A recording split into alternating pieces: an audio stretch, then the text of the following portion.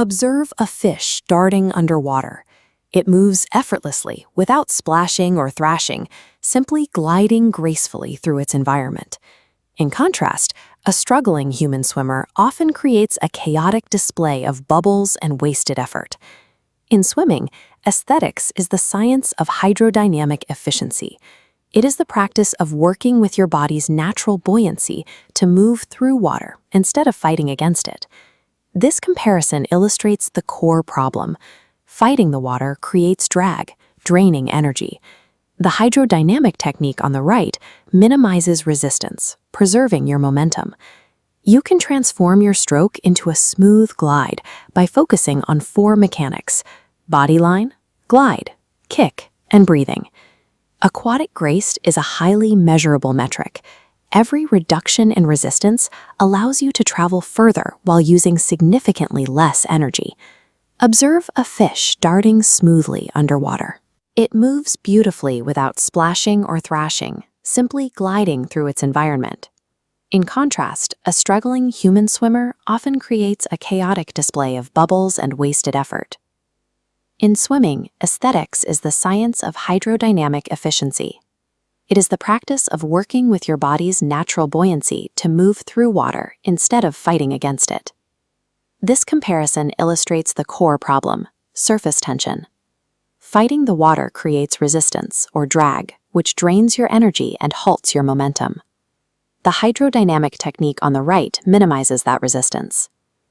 You can transform your stroke into a smooth glide by focusing on 4 mechanics: body line, glide, kick, and breathing. Aquatic grace is measurable. Every reduction in resistance allows you to travel further while using less energy.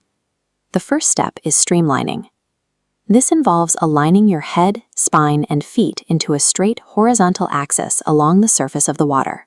As this diagram shows, alignment starts with a neutral head position. By looking straight down at the pool floor, your spine stays level with the flow of the water, creating a spear shape that pierces the surface. Lifting your head to look forward causes your hips to sink. This breaks your horizontal axis, and the water pushes against your hips, creating drag that acts as a brake on your momentum. To test your alignment, push off the wall in a straight line. If your heels naturally break the surface of the water without kicking, your body is correctly positioned. A flatter body line is more efficient. When you maintain this posture, you spend less energy overcoming resistance. Once you have achieved a level body line, you can apply propulsion. The goal here is to maximize the distance traveled with each individual stroke. In this slow-motion view, the swimmer uses a reach and glide technique. The hand enters the water fingertips first and extends fully, creating a long lever that allows the arm to pull more water. Rapidly flailing your arms creates turbulence rather than speed. An efficient swimmer is patient, allowing the glide phase to carry them forward before starting the next stroke. While the arms provide the main pull, a continuous flutter kick maintains your momentum and keeps your legs from sinking. This anatomical diagram highlights the correct movement. Your legs must pivot from the hip, not the knee. Keeping the knees relaxed but relatively straight ensures the kick generates propulsion without breaking your streamlined shape. Speed is the result of coordinating a long arm glide with a disciplined hip kick, letting the water support your forward motion. Think back to our alignment rules. What happens when you lift your head to breathe? Option B is correct. Your hips drop and your drag increases.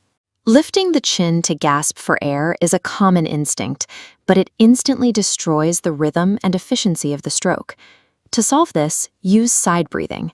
Instead of lifting your neck, rotate your entire torso along its central axis to bring your mouth to the air. There is a hydrodynamic reason for this rotation. As your head moves forward, it pushes the water into a bow wave. Directly behind this wave is an empty pocket of air called the trough. By rotating your face precisely into that trough, you can inhale without lifting your head. This allows your arm cycle to continue without interruption. When breathing is a natural extension of your rotation, you achieve the continuous flow that characterizes an expert swimmer. We have covered the 4 pillars of the aesthetic stroke: the streamline, the patient glide, the hip-driven kick, and the rotational breath. These technical habits provide a foundation for safety in local pools and open water environments. Efficiency prevents the rapid exhaustion that often leads to trouble in the water. Training for a graceful stroke teaches you to avoid the erratic, energy-wasting motions caused by panic. This physical poise allows you to stay calm and manage your breathing effectively, which is a vital skill for any swimmer. You now understand the physics of hydrodynamics and how to make the water work for you. Swimming is a conversation with the water. When you move with grace and flow, the water supports you. When you fight it, it fights back. For more O-level curriculum videos and educational content, explore the resources on your screen or visit Yaka Digital Network at the link below.